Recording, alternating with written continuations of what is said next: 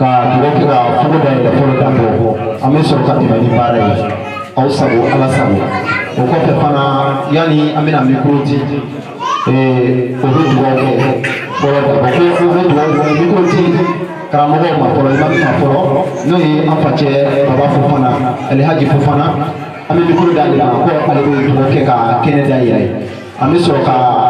zikiri dɔɔni la ka karamɔgɔw ɲɛnajɛ ka sɔrɔ ka mikoro kɔsigi ka di an karamɔgɔ cɛw ma yanni ni tɔgɔ dɔ turu la ala sago ala sago ala ka bɛɛ lajɛlen bɛ sababu ma salamu aleykum wa rahmatulah. نعوذ بالله من الشيطان اللعين الرجيم بسم الله الرحمن الرحيم آمين الحمد لله رب العالمين آمين الحمد لله رب العالمين الحمد لله رب العالمين آمين الرحمن الرحيم مالك يوم الدين إياك نعبد وإياك نستعين اهدنا الصراط المستقيم صراط الذين أنعمت عليهم غير المغضوب عليهم ولا الضالين آمين يا رب الله آمين. حاضرين والحاضرات مستمعين ومستمعات من آبائنا وأمهاتنا وإخواننا وجيراننا وصدقائنا وصدقاتنا وعزات ذاتنا ومشايخنا خاصة يا ربي أمي الله تعالى تندو على مي أيرك تندو في السماوات والأرض على مي أيرك تندو سامرا كنا أني بفراولون لا كسنجس سندني على با تو بارك الله أنينين في علي الله تعالى سبحانه وتعالى في مني أو بكنني كيا كم بيتا كم شيطان تورم على موكلاي شيطان كدوالي بفوف يا ربي نبي أرمى السولا كيبويك السلمة كيبويك على بتوما يا ربي كأرو أنا سبحانه وتعالى دبني شيطان على موكلاي يكوني أدنى محمد رسول الله صلى الله عليه وسلم ونقول الشيطان جتوبي يا ربي ألا كدوالي الشيطان جتوبي الحمد لله كبانكا ولدي على هجرة كلاوما هجرة كلاو يجونوي مم ولا أسيرو لا كبر دوّرلا كا يانكنا نسرو نامنا على بركة دا يورو الله أنا الله يريد ويقول الله يريد بس أمبا ما جرنو إبراهيمي أكما الله تعالى سبحانه وتعالى كورنا كنا لئن شكرتم لأزيدنكم بمعنى يزيدكم الله يزيدنا mais ala deli aboni ale ala tada barikada ay maminki abi jibili roga ambe fami kuna ne baba karama ka boni war suro chuchu warti deso ay ni bara bela jenike kuda ala sunya la ti deso abada fo ala yele ka denji ni ala hinna ana ka denama kaban ke isgi kamlan nama na dingo ni letumi ay safla sura ka dingo na sara de ko rasul ya fato sallallahu alaihi wasallam zakaran sha'atayn ja safla nagara muzoy sa'akil alhamdulillah nabana hada ambal ma ja ala barakatalla wala safla ndala sunyala tam tani nu pa masala pe kambo shaytana toroma ani ka story ka rasul ka sallallahu alaihi wasallam ko min ni na anu fe ni story ka ala ka shakile ala na ka meleka u beje ka story ke ka dandara u ba ko jata shakime shama mo shita dando joy ala ka meleke o dando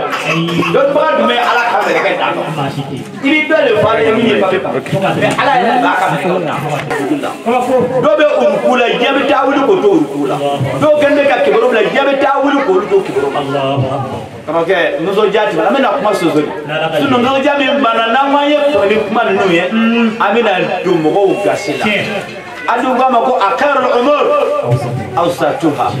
wala munna na seranga kuranga fulibuni ka fulidin na boma ku domo mubarak ku kadoni ajalanye abenama ku funa tare no ku bolu kaso ku dulu kaso ya rabbi ka here kanu alama amin ka here kanu alama mu mona be sigile ya sisa Rasul sallallahu alaihi wasallam ayesi ngoya foka shabado na yininga ku yalo na kala njo Rasul sisi ngombe se kichetawa e ya dolu ya famu ya katbe chawangalo be samba famu ya tiba kanga sigiji alamu kala kanga sigiji alamu kala ka aw yere tijanyo yi alamu kala ka andiyanyo yi alamu kala ka so yumo ndama alamu kala ka ya fanyo ma alamu kala na bawo aw mun ne ambana yoro mo ta fulila amun sen ka ta kabo aka so kuno kana se kene ninga ya rabbi ambaji nafe arjina ka kambela jani kele sare ala mo kala ka an chew sare ala mo kala ka ke muso sare ala mo kala ka ke dilso sare ala mo kala abina temi mana to ko wele jurmi tale la de ay jurmi foi tale ay est-ce que ya fami ya o kuma ale ka jurmin ganya koso ya rabbi ambaji ni ala fe ka ala ke kambela jeni ka jumu ya fa ale horma koso ala mo kala kambela jumu ya fa ale horma koso ala mo kala karo tayru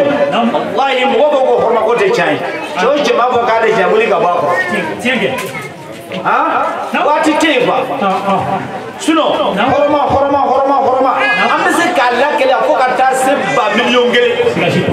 ni yeni tani horma ko so ma ko kala ni yeni tani horma ko so ma ko kala ko na sallallahu alaihi wasallam ni choje bara sunu horma ta ya sine ki se mo ko bela ko ka ange ala ka kunadia o kroke mune nyini sisa o olu le kere le sisa o le nyini ko blaya kanga barakelo lu ya rabbi anashi ala ka sabati anashi ala ka ko am fo fe na ya ami doli be mina abangani be mina ala ele be beta do ya rabbi amba yini be kabela jeni hami jar ala mo kelai kabela jeni makunya ala mo kelai ala ka ala kira kanu ko so ala ke kira so kanu ko so ala ke qur'an de mo ko so ala ya ka ala ya mo ko so sala ala muhammad amana dorona aya ko mo ka ha ko bala sala ala muhammad adamu alayhi salam apara tu ni adamu alayhi salam ala bela jeni ola yana mena mikro sinanya imam kulila ina ko program jila jugo ya amina da punya kala sikila hadis na mama kasoka mikro di alima ola la kan beso la kan beso sallallahu alaihi wasallam atakbir summa takbir sila me jama salam alaikum sila me jama salam alaikum Allah sila me jama salam alaikum sila me jama salam alaikum mu'mini cheni musu salam alaikum sila me jama salam alaikum dine kanu dalu salam alaikum sila me jama salam alaikum Allah sila me jama salam alaikum sila me jama salam alaikum abana tani bijali ngaraye na jali me daru ngane ko wali da tigi Allah sila me jama salam alaikum asaba masala ala ki ga jali ngaraye wali ki ga sigiri dalaye wali ki ga wajulu karaye ne ko te ko juguye aga jugu mala bolongo wali ka kuma mola bolonga ni ta ala no ni bi ka walenga sila me jama salam alaikum ne te masita no ni dine ti yote Allah sila me jama salam alaikum ne te masita no ni same no maute Allah sila me jama salam alaikum ne te masita no ni kona ti yote Allah sila me jama salam alaikum ame kholi yo se corona na de me mala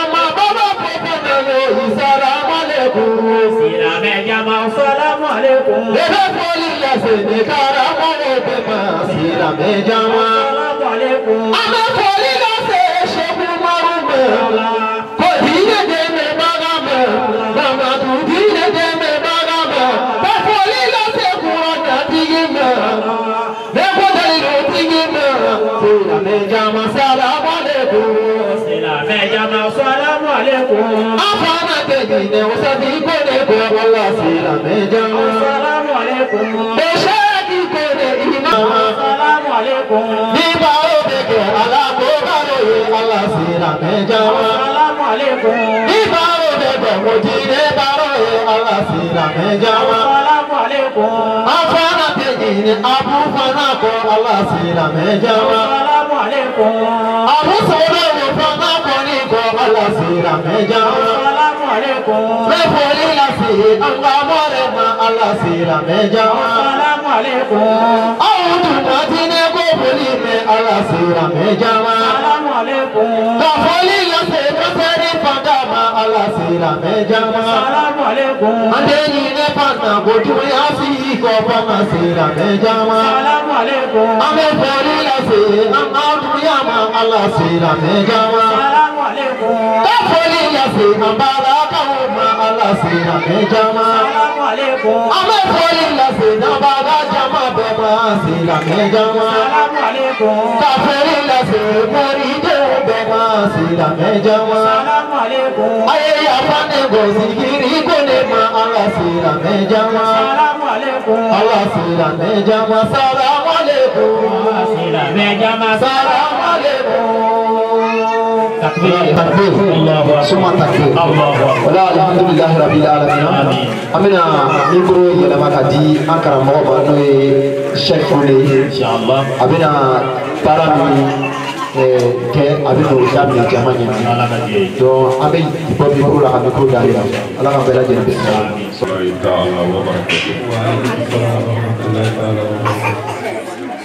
أعوذ بالله من الشيطان الرجيم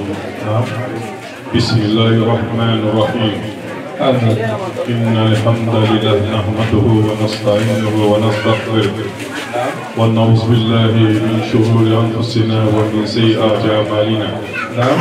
من يهده الله فلا مضل له ومن يضلل فلا هادي له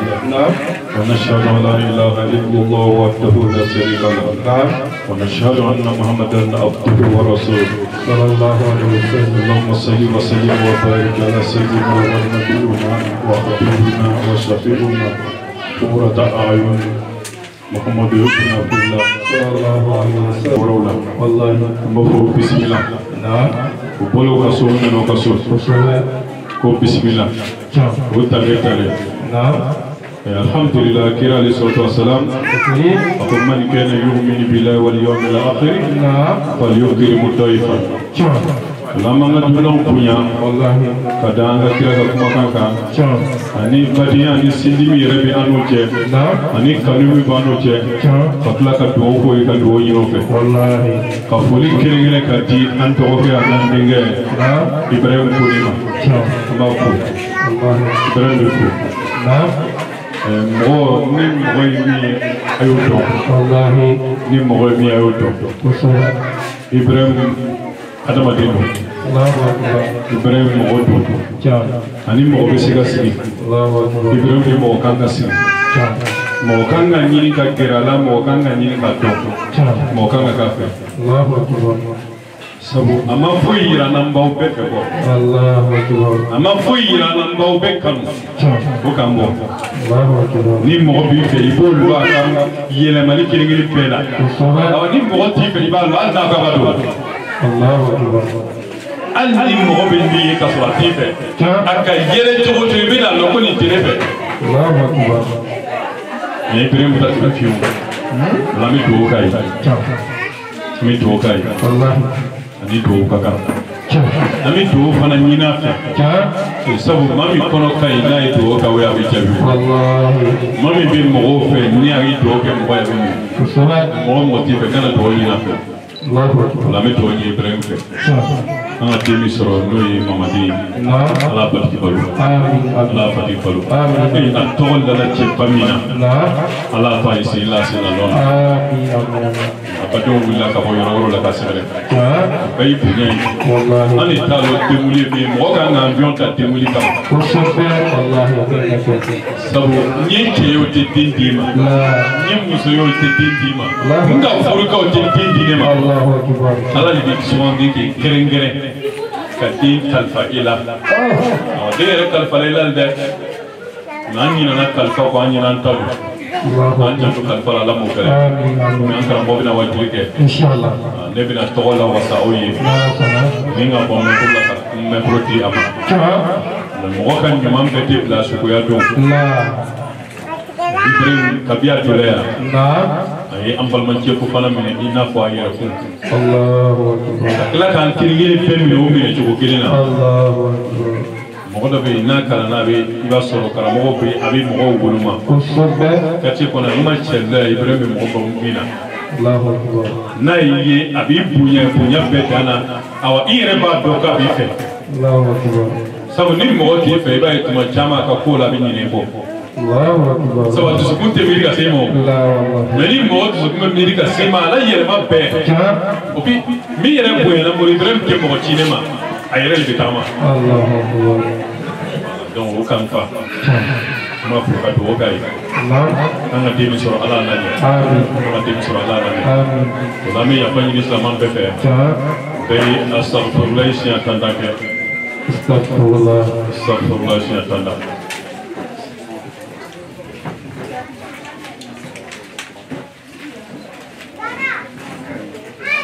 no pana salatu ala nabi si atanda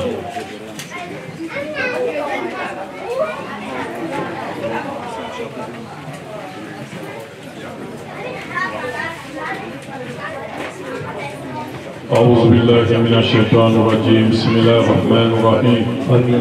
يا أيها الناس اتقوا ربكم الذي خلقكم من نفس واحدة وخلق منها زوجها منهما رجالا كثيرا ونساء واتقوا الله الذي تسألون به والأرحام إن الله كان عليكم رقيبا بسم الله الرحمن الرحيم يا أيها الذين آمنوا اتقوا الله حق تقاته ولا تموتون إلا وأنتم مسلمون واعتصموا بحبل الله جميعا ولا تفرقوا بدون كورونا هياني كلكم بإسلامون بو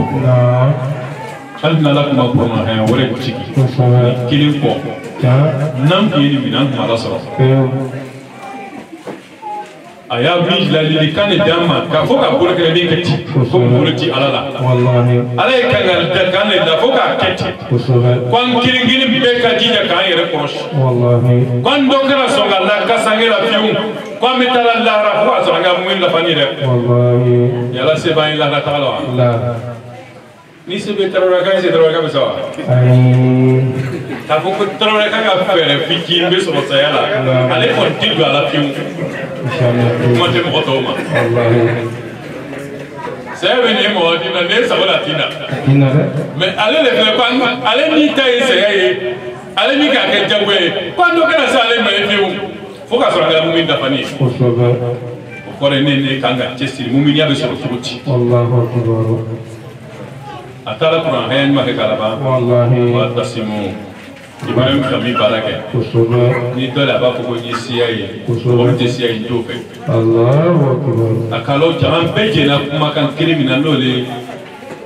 bihablillahi jami'an la ilaha illa Allah Muhammad rasulullah al-Quran al-wahid Allah hadith wahid Allah Quran ay kiri al say kiri kira Muhammad kiri alay kiri ni jewe jebe ni ko ni mo gore farna cheke itati chen Allahu akbar ibi dukuru taya fada ni jewe jebe na seli fala seli akalau kala na masratul fatiha kala mo subhanallah wallahi akalau kala tel magale kala na ay fatiha toy naka bakara kala nga banga seli fa lo forola na fa be bila ma fa ko subhanallah o man de bila ko o men na bana seli ma fa ko seli manye سورة البقرة هي في بداية كم فلاني دوني هي كم فلاني دوني هي كم فلاني هي بيشيء mais su aya wolonwula n'i ka to yen seli bɛ tiɲɛ o sɔn k'i ka 100 fila kala mais n'i ye 100 fila dɔrɔn kala k'a fɔ salamun qawlan min rabbin rahim ka biri i ka seli ɲɛna ka suratul fatiha kala t'a fɔ dɔrɔn o kɔfɛ a fɔ salamun qawlan min rabbin rahim kana foyi fara kan i ka seli farala bɛɛ seli nin ka balo nin ka sanni ka i ka seli minɛ don mais n'i ye fatiha kelen bɛ bɔ a la i bila o la kuranna ta bakara fɔ n'a bila wa nasi i ka seli bɛɛ la n'i banna baraji kelen tɛ d'i ma kelen na sabu a bɛ taa ni yɛrɛ yira ye o la ala ye bonyaba min k'an ye ka suratul fatiha di an ma ka tila k'a yira n'an ko an kelen kelen bɛɛ ye ɲɔgɔn tɛgɛ minɛ an baden filɛ k'o juru le tagama an bɛ dugawu k'ale kan an tora k'o min kɔnɔ ka na masa min y'a ɲuman donya n'a bɛ wuli don min k'a ɲuman don denbaya la ala m'o fɛnɛ a bɛ diinɛ min baara la a tiɲɛ ala ka n'o to a kan e ala kira somɔgɔw kanu cɛ o cɛ n'i ye ala kira somɔgɔw kanu i ye ala kanu i kɛra ala kira fɛ mais n'i ma kɛ ala kira fɛ hali kana seli sabu n'i ma kɛ mɔgɔ somɔgɔ fɛ i t'a fɔ n'i ma kɛ mɔgɔ ka dungoya fɛ karamɔgɔ i t'a fɛ e bɛ ne fɛ i tɛ n den fɛ karamɔgɔ fɔ n ka so i tɛ ne yɛrɛ fɛ i bɛ n fɛ i tɛ n muso fɛ i tɛ ne fɛ n'i bɛ kɛ mɔgɔ fɛ i bɛ k'a bɛɛ de fɛ voilà fɔ an y'an dɔn kira somɔgɔw kanu ye bilama bɛɛ ma jagoya bilen de ye sabu kira yɛrɛ ko k'ale ma sara ɲinan fɛnɛ illa al-mawaddata fil qurba o la k'an kɛ kira somɔgɔw kanu ye ala m'o kɛlɛ an donna k'ala m'o kɛlɛ n b'a fɔ bisimilahi rahmani ya ayyuhal lazina amanu ittaqullaha wa qulu qawlan sadidan yuslih lakum a'malakum wa yaghfir lakum dhunubakum wa man yuti illaha wa rasulahu faqad faza fawzan aziman ma la kuti wa man yuti illaha amma da ma le ako wa rasulahu ni ki bala fe ni ki dala kala bala be bayna to ikala mais ala fait mais te fait ka mo to men to ala ko isi dar kila kola awan tika se fe ndika so fe mais ni ki be kira fe ti ala bala ko bismillah mi fe wa ma ta ko rasul fa ko so wa ma na ko hu fanta ho ni ki be ala kira fe dro ibala so sabu kira be ni ibla mo no ya ala batoli abi ni ibla mo no ya ala ka jara ko e bala so jara so mais ne ki bala fe ti kira fe e ti ala yo e ti ala no jomi ala irela ala bɛ sɔrɔ kira de la awa ala bɛ bɛn i la kira de la ala ni ko kira ala kira somɔgɔw fɛ dɔrɔn i b'a ala fɛ ala k'a ala fɛ ala k'a ala fɛ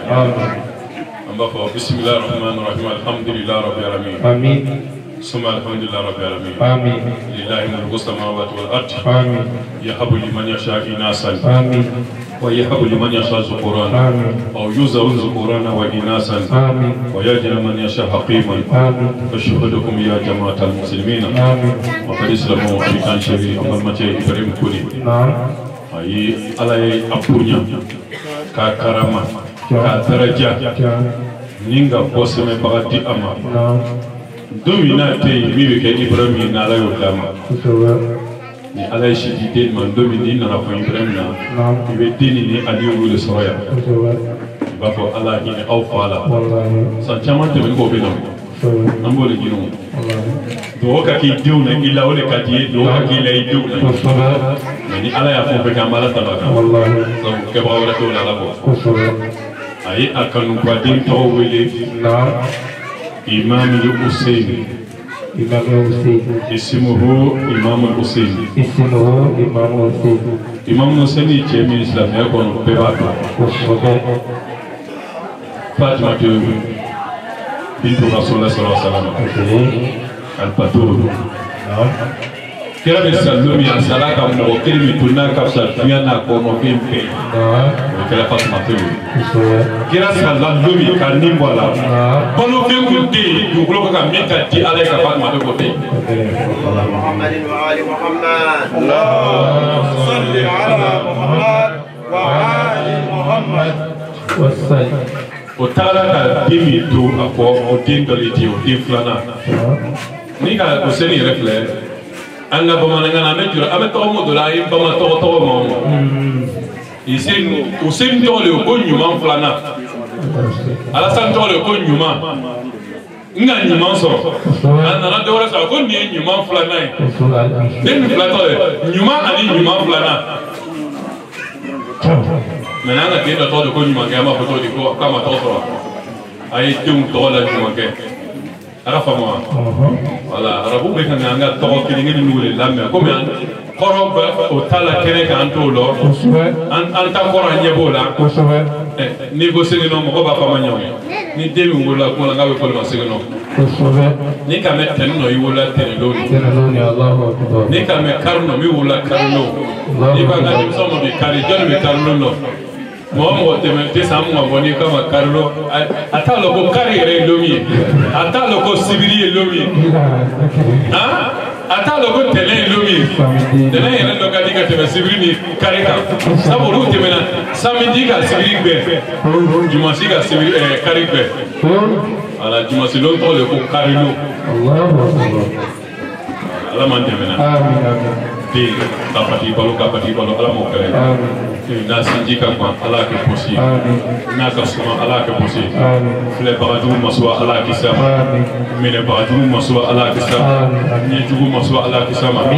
den ni kisi ka bɔ kafiriya tɔɔrɔ ni fandaya tɔɔrɔ ma ala m'o kɛlɛ ka kisi ka bɔ kalanbaliya tɔɔrɔ ma ala m'o kɛlɛ ka n'a kɛ dɔnnibaga hakika ye ala m'o kɛlɛ fa dɛsɛya ka dɔnni min sɔrɔ k'o ɲɔgɔnna ba kɛmɛ don den na ala m'o kɛlɛ fa ma daraja min sɔrɔ k'o ɲɔgɔnna ba kɛmɛ don ala m'o kɛlɛ fa ma garisɛgɛ min sɔrɔ k'o ba kɛmɛ don ala m'o kɛlɛ ka kɛ ka fa nisɔndiya ka sɔrɔ fa ma sa ala m'o kɛlɛ ka dɔn ni fa kungo n'a musaka bɛɛ ka sɔrɔ fa yɛrɛ bɛ balo la ala m'o kɛlɛ ka kan kelen kelen bɛɛ dɛmɛbaga ye ala m'o kɛlɛ ka kan kelen kelen bɛɛ suturaba ye ala m'o kɛlɛ an sigila denwolo kɛnɛ kunna a bɛna don kalan na don min ala y'o yira n na a ka kuranajigi don ala y'o yira n na a ka hijira don ala y'o yira n na a ka furu don ala y'o yira n na adamaden ka bonya ko mun bɛ dunya na o de nin ye ala y'o dan ne den kɛsɛ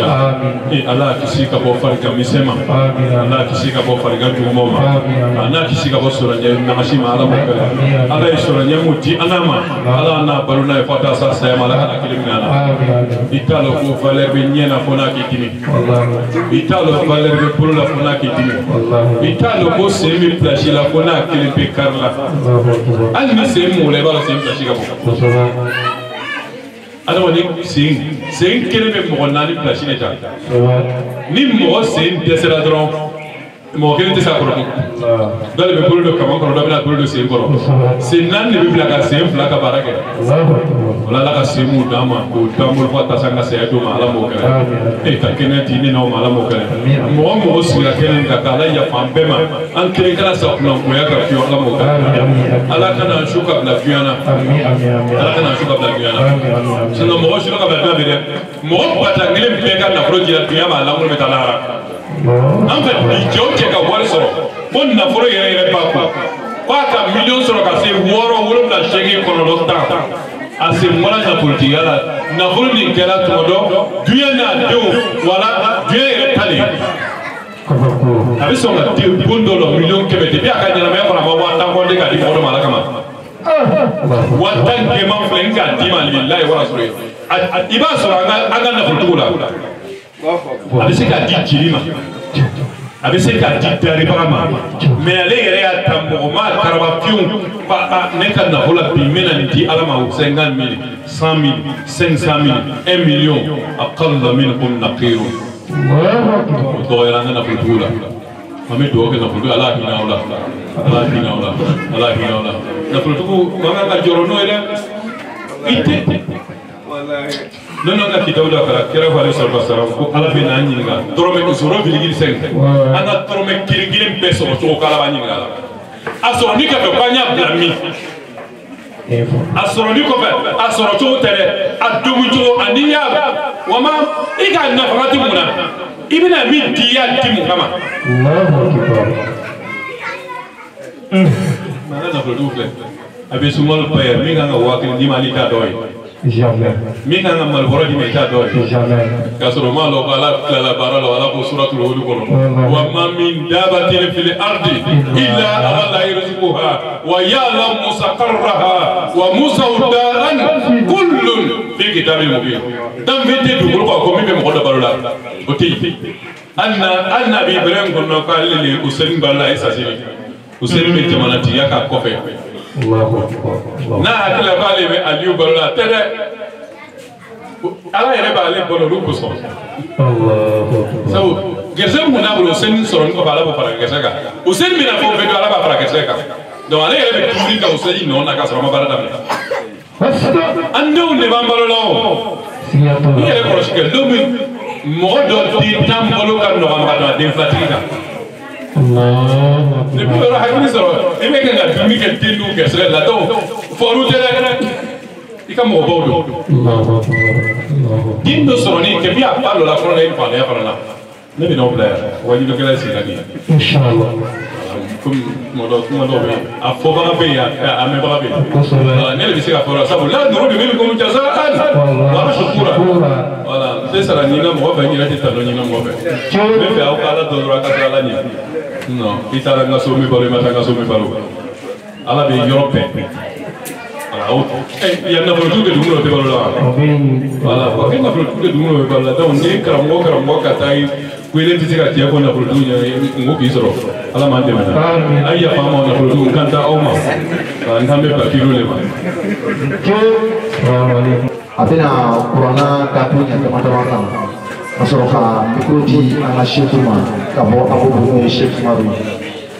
ka sɔrɔ ale bɛ tɛmɛ ni baara dɔw ye inshallah. بسم الله الرحمن الرحيم إن الله وملائكته يصلون على النبي يا أيها الذين آمنوا صلوا عليه وسلموا تسليما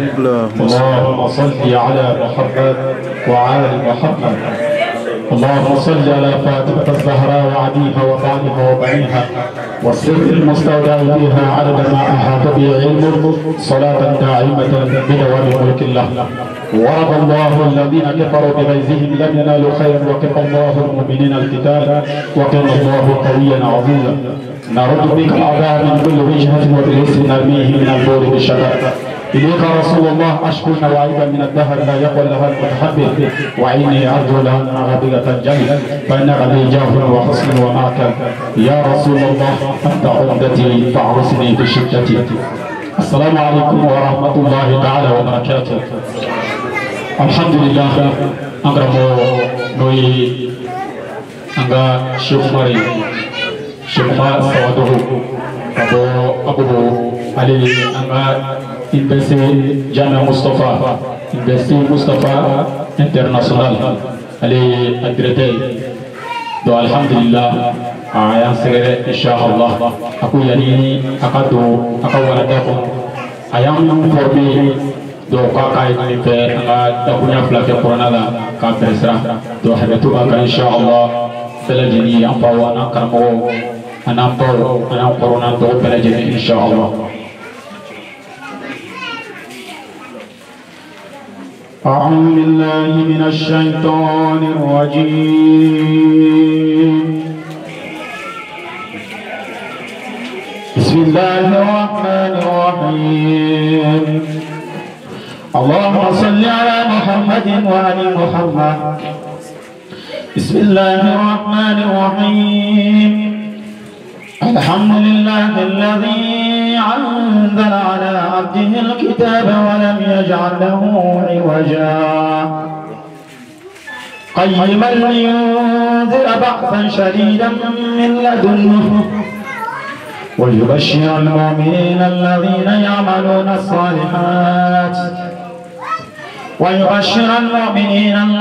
يعملون الصالحات أن لهم أجرا حسنا ماكثين فيه أبدا وينذر الذين قالوا اتخذ الله ولدا ما لهم به من علم ولا لآبائهم كبرت كلمة تخرج من أفواههم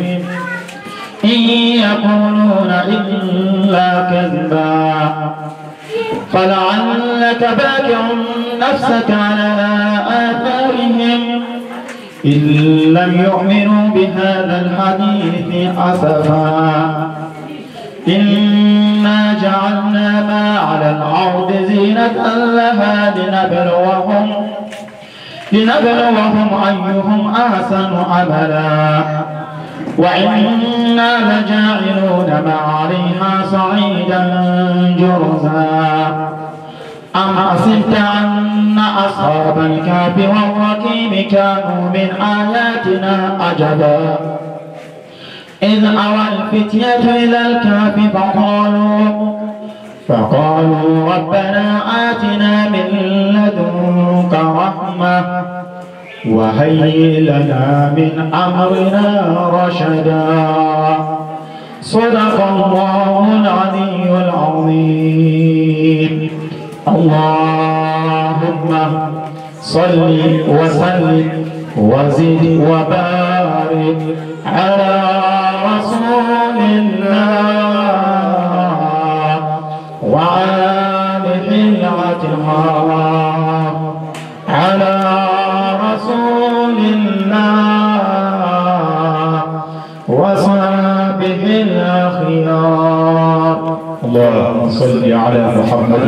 وعلى محمد وعجل فرجهم الشريف إن شاء الله. Dahil Rabbil Alamin, ama keramu wafule Sheikh Kuna Ibrahim Anichi alibisa ala kabaraji Ola kaduwa ke kamera bela jema alibisa ala mokala Ola okofe amena mikro sene akaramu wala Soroka abete ni parai inshallah Yana amena mikro sene ala kadami zikir toni la Onama karamu gonana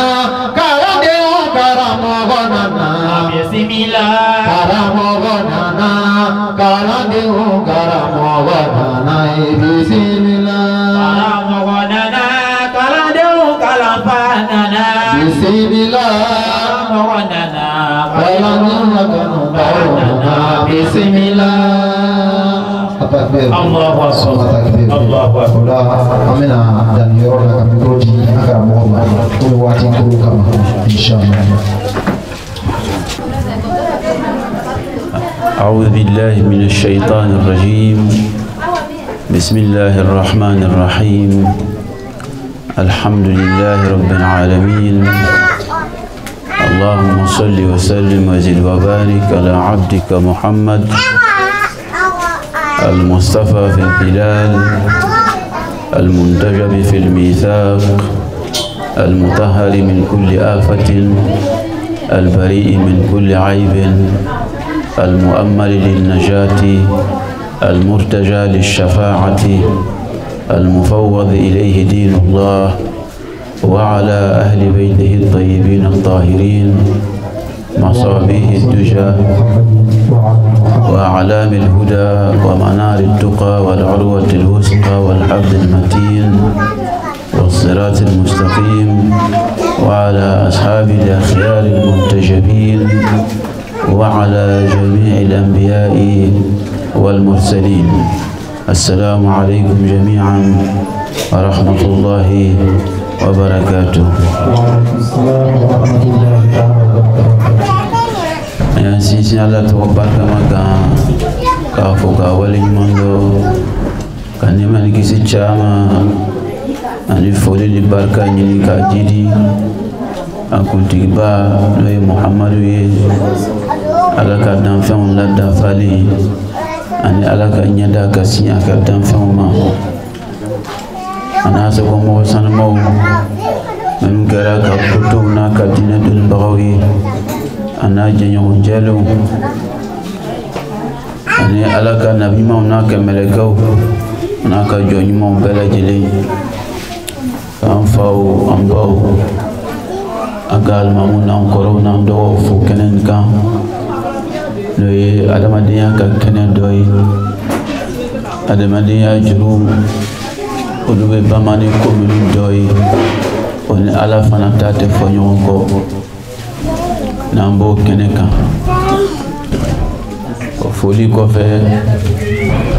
an bɛ segin ka ala tanu ka waleɲuman dɔn ala min ye nin kɛnɛ in n'a ɲɔgɔnnaw jira an na k'a bila an si kɔnɔ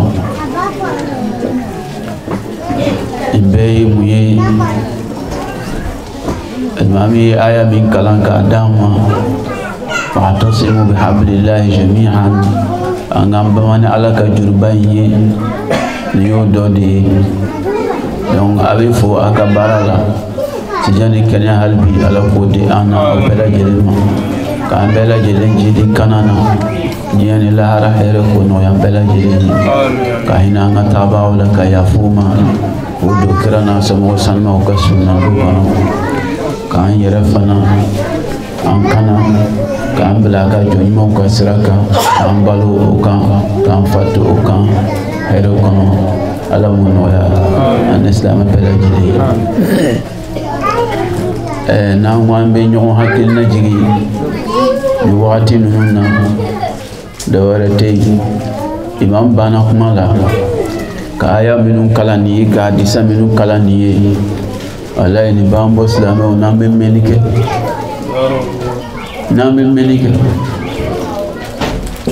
na mona dongo do ala ko bi fo islamo fa ka ketini parce que adama de abenyina fen chaman be o ba malasali ko de chanin be an ga nyana maya konna bai ya da amma ko cheni warala je chena je de chene on de bichi na mona da ame dingundi kala dinga hake do to yo an skin to kena dole kan ni dinga hake do de ala bangar se gala de menuna hake do de ka to yin ka dam ya do ya an banga dingundi kan to ga de la tawa yoro do la lutini ni ne sima soro yere an ga fa ala ni kina mo fana te famia ke ale buna chema ko ni bidai ni ndo na ya ni mbora ale ma famia ke ala ye kira uchi muni kam blasa te kira uchi lale kam blasa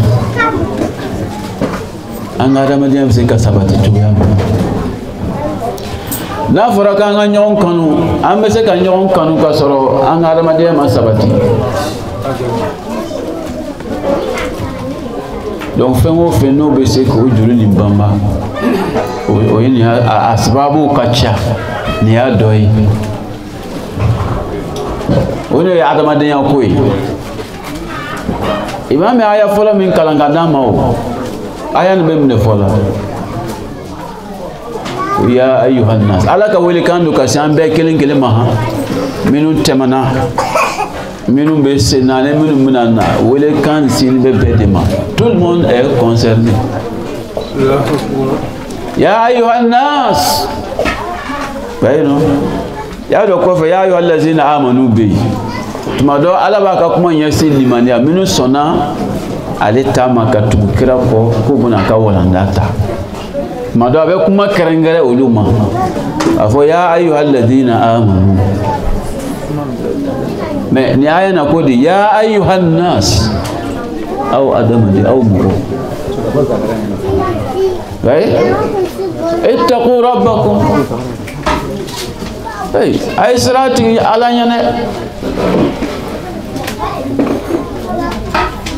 ay sira au kan ne ma tiginya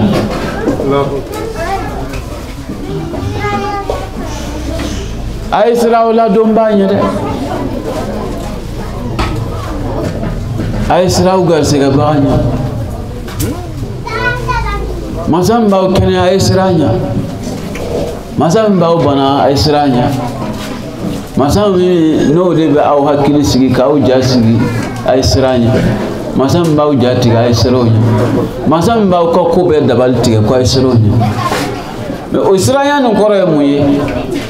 comme ambi boli ka bo farati ko nya tuya mina do o dole ke mais muna ambi boli ka bo farati ko nya parce que anti fait toro yan soro tewa donc na fara ka sira hala nyani ate comme ka fo ala ye fen farati fen do de ni boli ka bo ka toro nya non yalma ne e fen min kanu ni e bi fe toro yo soro ebe so tige dimi koro ibe ko ke mimba ala dimi koro wa ala kanya sana ka kinga ke ni chuga de la parce que nantu ngado ala ye antu tuna foi kanu ka kɔn ala ɲɛ ale de ka kan ni kanu ye kanu bɛɛ bɛ na ale ka kanu de kɔfɛ an b'a fɔ ko in kuntum tuhibbuna allaha fattabi'uni yuhyikum allah a y'o fɔ kira ye o a f'u ye o n'a aw ko k'a bɛ ala fɛ nɔ n'aw ko a bɛ ala fɛ a ye tugu ne Muhamadu kɔ n'a tugula ne kɔ o tuma na ala bɛ k'aw fɛ ala b'aw kanu n'o tɛ danni kanu o kɛra ka ban o i ye ala kanu i ma ala kanu ala k'i kanu i y'a kota o i y'a bato o ala k'i kanu i sɔnna a taama i ma sɔn a taama o a k'i kanu o tuma na a fɔra ko n'i ye hɔrɔn bonya k'i b'a mara o tɛ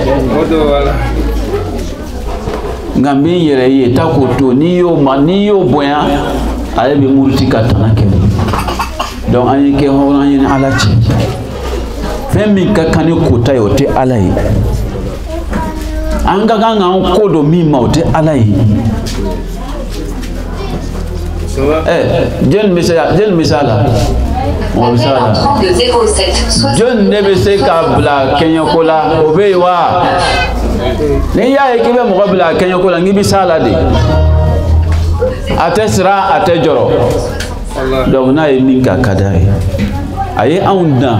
k'anw de kɛ danfɛn tɔw bɛɛ kuntigi ye wa sakhara lakum ma fil ardi jami'an fɛn o fɛn bɛ dugukolo la dugukolo kan k'o bɛɛ kolon k'o bila tuma dɔ a bɛ dan fɛn fɛn ye ala k'a dan anw de kama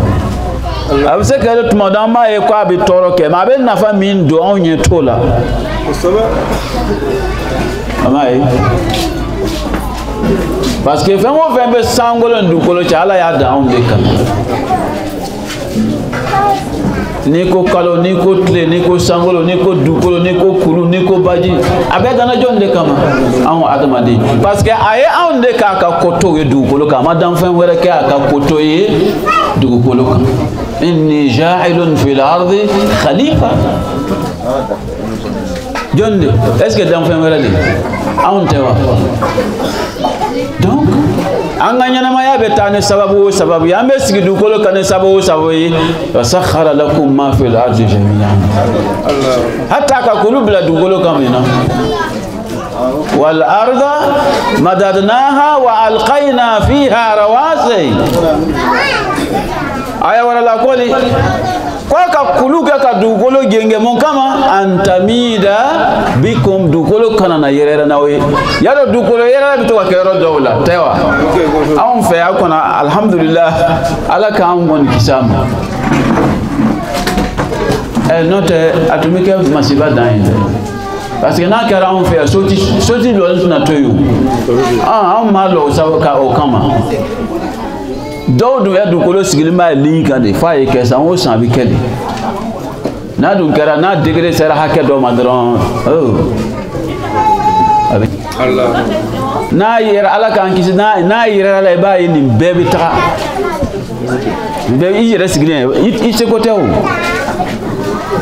oui nga a dɔ bɛ nana an bɛɛ bɛ n'o balo o ye ala ka latigɛ ta ye bismillahir rahmanir rahim idha zulzilatil ardu zilzalaha wa akhrajatil ardu athqalaha wa qala lil insanu ma laha o bɛ nana o dugukolo yɛrɛ o y'an yɛrɛ ka sigi kun dɔ ye c'est à dire ala y'an sɔrɔ kun min na kɛ an tɛmɛsira dɔ de bɛna kɛ ale dugukolo yɛrɛ nin ye fo dugukolo yɛrɛ ka kɛ ala ko tɛ ne dugukolo k'a ka o yɛrɛ ni nin kɛ dugukolo b'a ka doni bɛɛ bɔ fɛn fɛn donna kɔrɔ a b'a bɛɛ labɔ kɛnɛma kalifa don ala tun y'a kalifa kɔnɔ k'a bɛɛ labɔ wa akhrajatil ardu athqalaha o wagati anw b'a fɔ ten wa qala lil insanu mun de bɛ dugukolo kan mun de kɛra mun ko bɛ yen an b'a ɲininka a b'an jaabi o dugukolo yɛrɛ de bɛna an jaabi yawma idhin tuhaddithu akhbaraha dugukolo bɛna a ka kibaruya fɔ bi anna rabbaka adama den ben ɲininkali kɛ ne yɛrɛ tigi ala dɛ aw halaha ale de ka wahyu k'i ma ka inspire ko a ye nin kɛ ittaqu rabbakum yɔrɔ wɛrɛ inna zalzalata sa'ati a k'a dɔn ko diɲɛ wuli dugukolo yɛrɛ yɛrɛ min ko ba dɔ dɛ n'a kɛra ɲɛna yawma tarawna n'a kɛra a jasira a n'a jatigɛ bɛ min la adamaden kan ko muso kɔnɔma a bɛ jigin sira yan fɛ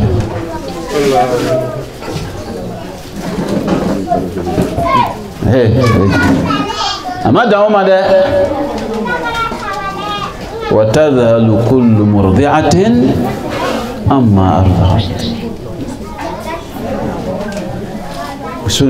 simiden e ka ye ala ka tin min don muso n'a den cɛ an kan bɛ mɔgɔ minnu bɛ adamadenya sira kan han n'o tɛ dɔ b'a ta wolo ka taa fili dun ale bɔra adamadenya sɔrɔ dɔrɔn de ye adamaden ye an ɲɛ t'o de la n'o tɛ a hakika bɔra adamadenya sira kan mɛ yan yɔrɔ la tin min b'a n'a den cɛ kanu min b'a n'a den cɛ n'a yɛrɛ bɛ sɔn k'a ka ɲɛnamaya parce que imam Zainul Abidin ka hakɛ dɔ di bamuso ka hakɛ risalatu huquq kɔnɔ bamuso ka hakɛ min bɛ den kan k'a bɛ daminɛ an ta'lama annaha hamalatka min haythu la yahmilu ahadun ahadan i woloba i y'a dɔn a y'i don nin yɔrɔ la maa si tɛ maa si don nin yɔrɔ min na jɔn bɛ don mɔgɔ y'i don cogo cogo a bɛ se k'i bila a kɔnɔ jamais mɔgɔ y'i kanu cogo cogo a bɛ fɛ ka ɲuman k'i ye cogo cogo a bɛ se k'i bila a kɔnɔ k'ale ni kɛ e ye nin ye k'a ya balo k'i ya balo ye k'a ka lafiya k'i ya balo i ya fɛn bɛɛ k'an to an ba kɔnɔ an bɛ balo cogo di an bɛ nɛnɛkini fɛnɛ an b'an mako bɛɛ ɲɛ cogo di ale ni a bɛ bɔ tile kɔrɔ ka fani biri la a yɛrɛ bɛ bila tile kɔrɔ a b'i bali sanji ma sufɛ a tɛ sunɔgɔ n'i ma sunɔgɔ a b'i si ɲɛna i kama a b'o bɛɛ kɛla a la amalin ala bɛ se ka si jan d'i ma ale bɛ taa k'i to yen parce que dɔ de nana ko ale ka nin k'a fa ye ale ka nin k'a ba ye ala kira fɛ ko yalima ko hakɛ wa k'a fɔ a ko walahi n'i y'o bɛɛ kɛ a ka tin gosi kelen ya hakɛ i ma se k'a di i ye n ba doni ka taa hiji la san joli ka siɲɛ joli a ko n'i y'o bɛɛ kɛ bamuso tin bɛna muso gosi wagati min na nin a kelen pewu a hakɛ i ma se k'a di. Salam wa barakatuh. Ça c'est un de deux. E b'a kɛla wagati min na a m'a ye tiɲɛ don e funanjani i fa i bamuso a dɛsɛlen dɔ i kɔrɔ e de b'a yakuduma e de b'a a ladon tuma bɛɛ su ni tile mais ouais différence dɔ bɛ yan an bamuso bɛ an lasaniya ka bɔ ɲɛgɛnni banakɔta fɛn bɛɛ la wagati min na nin a b'a kɛ la ale ka espoir n'a ka nata ye mun ye don dɔ i bɛna wuli i yɛrɛ ma o tɛ wa i bɛna o bɛɛ k'i yɛrɛ ye i bɛna sijan sɔrɔ i bɛna wuli ka diɲɛ ladɔnniyali kɛ ka na denbaya sigi ka sijan ni kɛnɛya sɔrɔ o tɛna ale sɔrɔ tugun mais an b'a kɛra wagati min na nin ne bɛ n fa kɔrɔlen dɛsɛlen ou bien n bamuso kɔrɔlen dɛsɛlen ladonna wagati min na ne yɛrɛ bɛ jatew minɛ de est ce que n yɛrɛ bɛna san sɔrɔ tugun wa yalima a bɛna san 2 sɔrɔ tugun wa n'a y'a sɔrɔ n yɛrɛ b'a kɛla diyagoya de la bangebaa ladonni kan mais tuma dɔ i bɛ ko kɛ mais k'a fɔ k'a ka di nin ye o tɛ han i b'a kɛla de ko parce que diyagoya don i k'a kɛ o fana bɛ yen. Donc e ka nata ye nin tɛna dumi o kɛra cogo cogo kɔni n fa ou bien n ba mɛ ni n ba tɔ kɔni santi donc n bɛna lafiya ka bɔ nin bɛɛ ma to k'o bɔ bila i kɔnɔ ale dun t'a kɛla ten kira ko ma e bo kela o ngai bin natali ka bin sa donc ibn lafiya ale dun to kela no ngan yayi ale ba kela kale bi takile toile ele kanyana ma ya to donc ante ka hakeda mo woni ala yande minade ala yande o de kama ala bato kofe wa qada rabbuka alla ta'budu illa iyyahu o bana doron ni ka fula bato ka fa ala kan ala tejano mais ni bano la ko bato latli ka kanga minke o kofe muye wa bil walidaini ihsana kanyuma yake adi bana ba ya do dantola moyani dantalo ade ba flesisa o de kama islamia kelma ala kelma kan ne mabala ka ko chaman dayele anyi adama denya le fora folo ante denguni kana kaniya ngo dote ni kala tewu do ya denguni surtout arabu beni kala dalo asigile méthode bana don ka bombo obiana ne gato bay katna ko ma akala ka denda mo ya bani telo be faranyon gata félicitations ka so kono donc mi me cadeau de be fenga safi ala yini di amma on ga dama dinyala anga fa alhamdulillah cadeau faraka luka telo ma do ya bena na sa ko ka sa ko ngaden sur bon den to fleau lui n'a pas le temps ta sa il va prendre den to il va se go du nouveau c'est fini ka fadu go ale ka fadu go ban ouais non on t'a ma fa ka finga ok ça va on est comme nous on est sur nous le va dum ka barka ouais betro ma sola donc on est adama dinya kulli ala ya dayela yi ngana tabi datu minun do bita kalanka arabu jamna na la yufarriquna bayna an-naqati wal jamal o to nyama muso ni nyama che donga bonyo na mo fo mun kama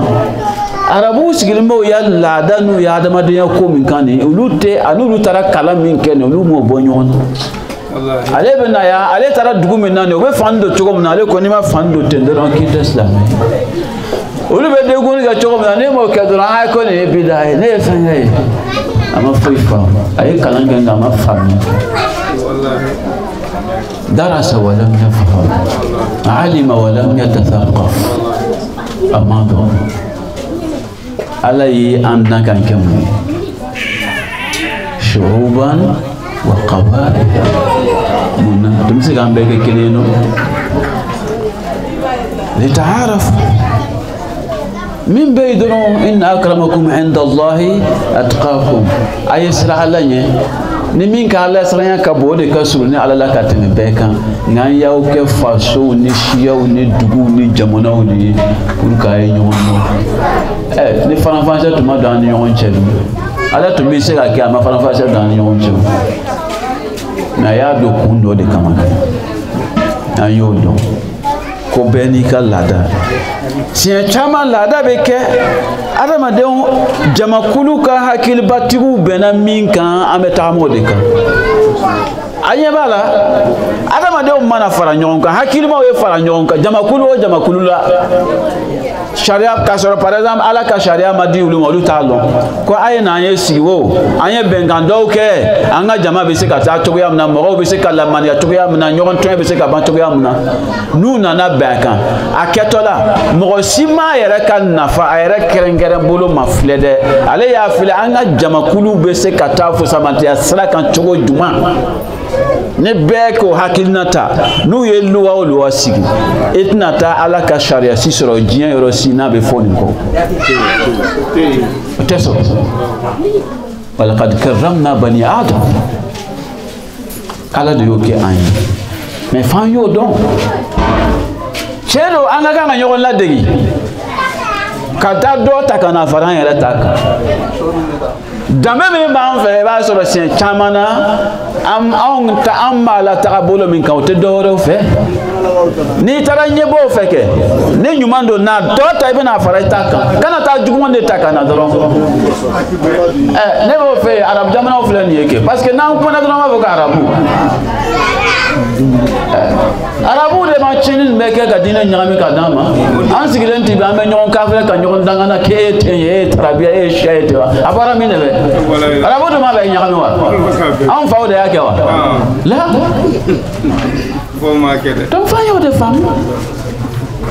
ala kala na dile na fi tum manchane islam o ye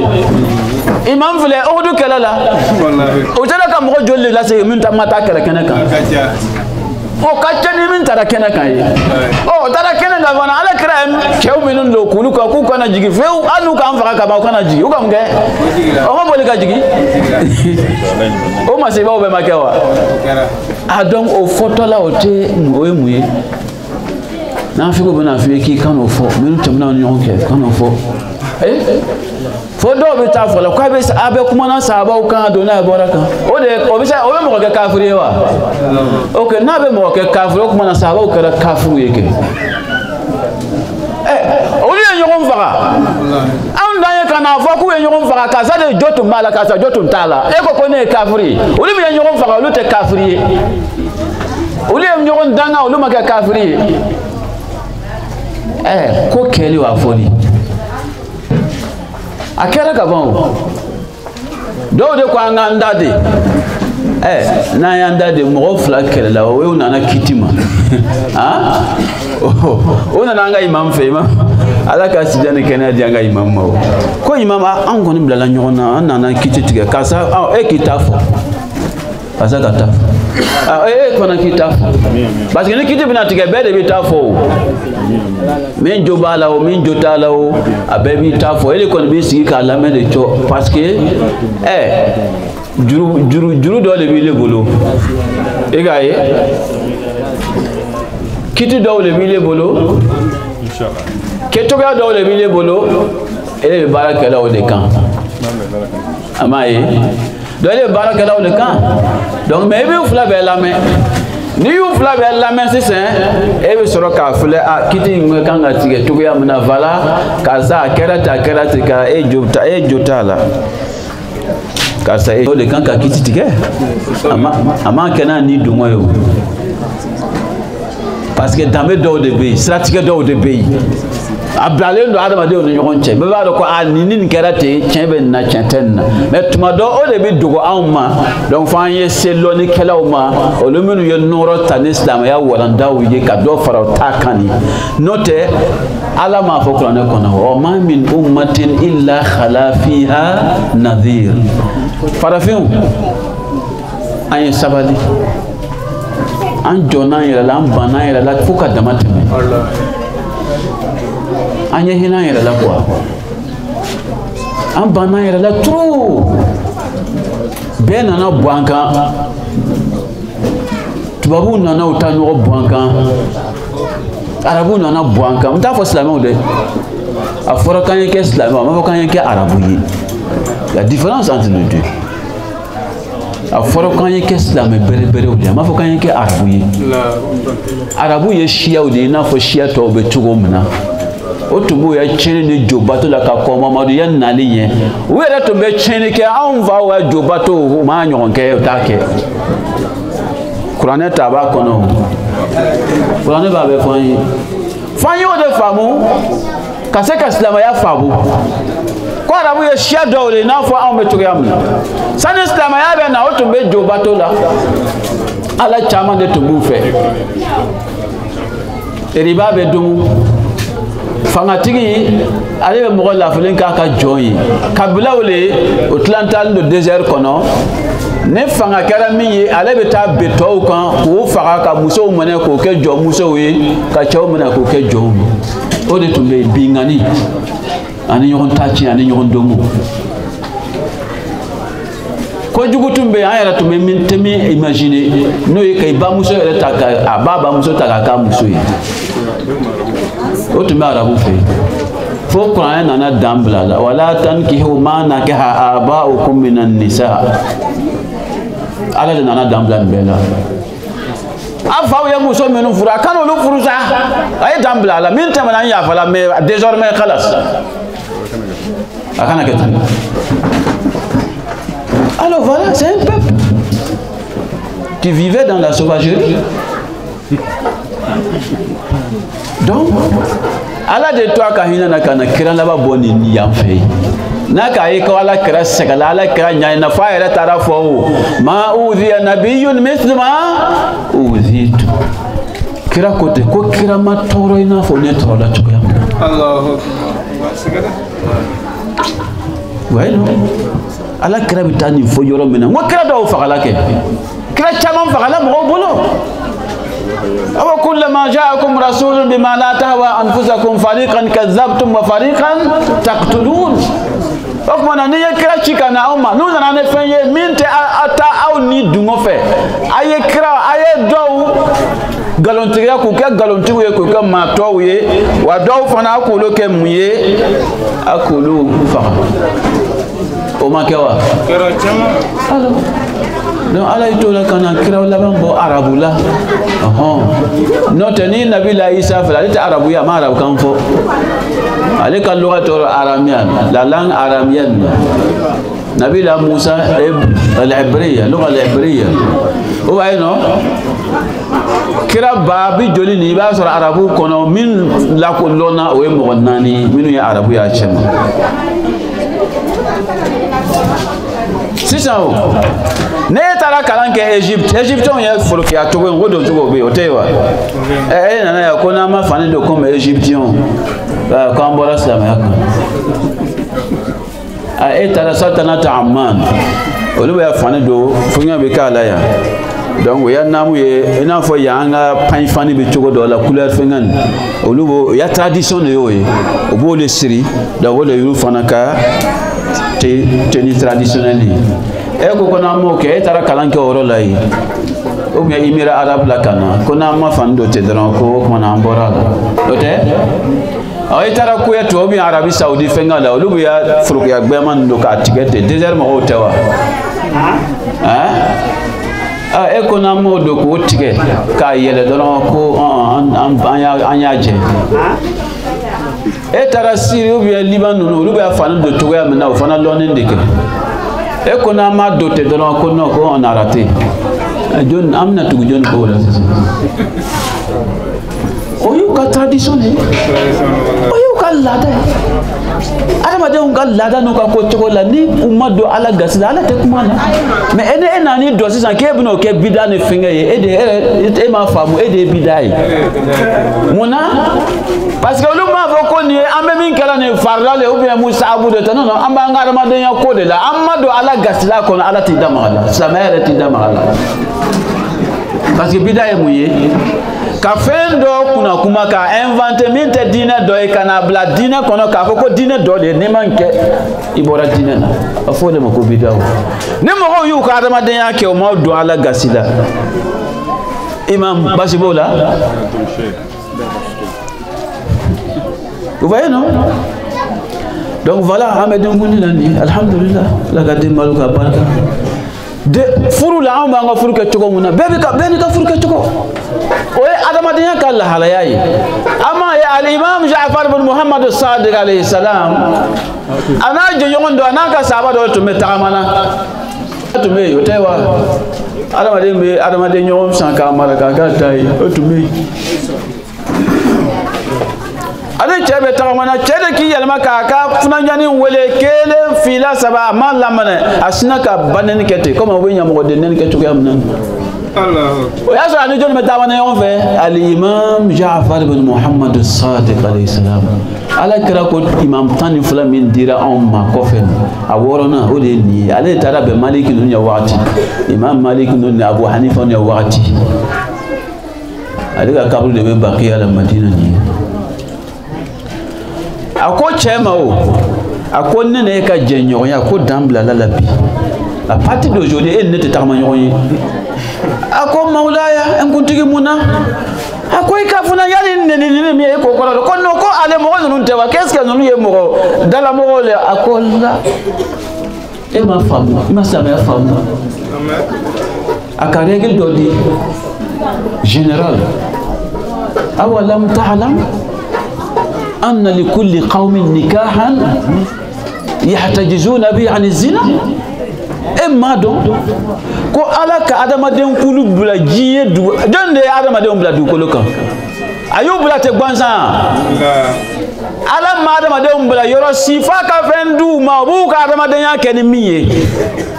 o de kama qur'ana kote ma min ummatin illa khala fiha nadhir ummatun tay comme anga histoire ma sebe anga problème yodoy notre histoire est orale donc trace chaman tunna lon kala dokete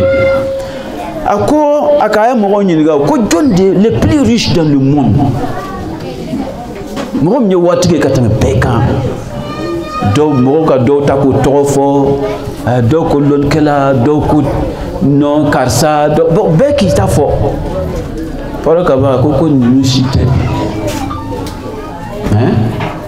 ako le plus riche là avec Kabroudoun est plus riche. O faut se mentir, joli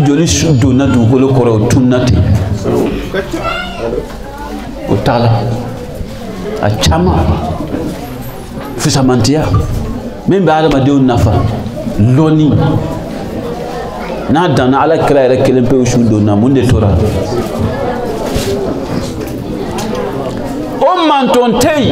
Illa khala fiha nadhir. Il n'y a aucune communauté qui n'ont pas reçu leur avertisseur. Mantontei, sans exception, amani bolkeo. Ala ko de Qur'an kono ma min ummati manton si de tei illa khala fiha nadhir. Fa kasra son sera baga do temana o ulama o chama. Un réformateur. Abaka ala kasra le kanu. Ko ka adama de sera jira la bisika tuya. Donc imam ko aka saba ma connaître enta ka jeni bi bambi muna ma do ka fo ko jamakulu adama den kulu be du ko lo yoro ala kelembe ka dambe do duma ala keleme ka la ala ne togoya do duma o bo le ke ko ni efuru ye wa ni muso ni chesera nyoma o ko fe olu fana ba fo ma ko nyamoya e ma do ko be ko jiye yoro si tei adama den kulu si tei fa ka so ni togoya ni la ala bu feiwa e bo ne ni ko o yetende o yamode e ka fa do e ka ba lo amai donc Islamaya ka principe minum la wala ni donc anga nyana maya kono wati bere tambulu antna ko majan dum anga kanga mindo ori kama ngoi mamba na kama na ka kuma ko ka wati ku foya tumada fo mandinya na cheme tendeke aka kuna le me fi ya fo e me ya ala ka mo ne ma fo joni ma na fo ne koko e ka fota be jamo we o kuma na ibina goya ala de yake wallahi bali akakuye muye akakuye chain lo chain ni mi metuga ko yetuga ni mi ta to c'est son problème e ki ka doni boy ku bana mais ka be musala ka chain galon ko chain o na figa be temo kan mo ye balo o te chain galon lo ka bonyona o e muye na figia kuna ngoya bete moka la fo chanka fodi ole kasta so de fora ko jeni la hara sigi be fe nande kan loni kala min tayere bunya mo maka mo ka loni di mo ma atesran fana ka chanfo mo yi na flo tigi mi nati bolo taki bolo sori akofe ka kan na fulo dun ale kan na fana di dun ko ta di alamadenya ne alaka sraka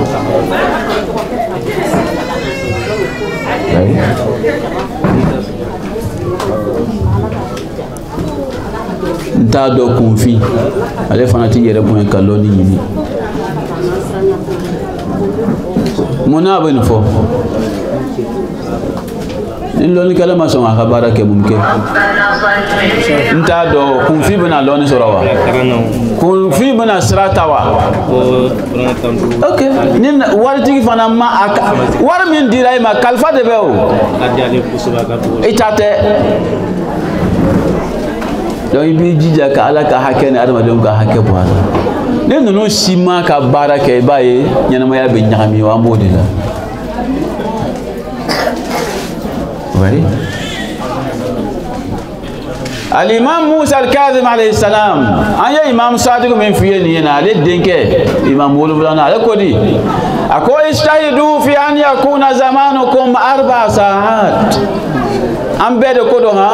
Kwa yanji anga jela tire sigi kono. Anga sigi na yeke wakati nani sanga nani. Allah. Asanga fola muye sa'atan li munajatillah. Sanga do karangalendo ani ala ka nyogonye ala bato ki resi ala makallo foitei hal ne mo ko moita kuti ko flatikila ini ala de bala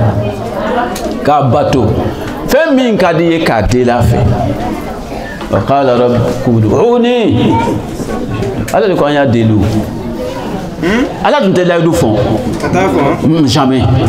mais wallahi mais on met doit que tu m'as ko wallahi yen sibe kala de la tenjebe e ya da bla la ram na donc mana condition min fona be est ce que condition da fa folo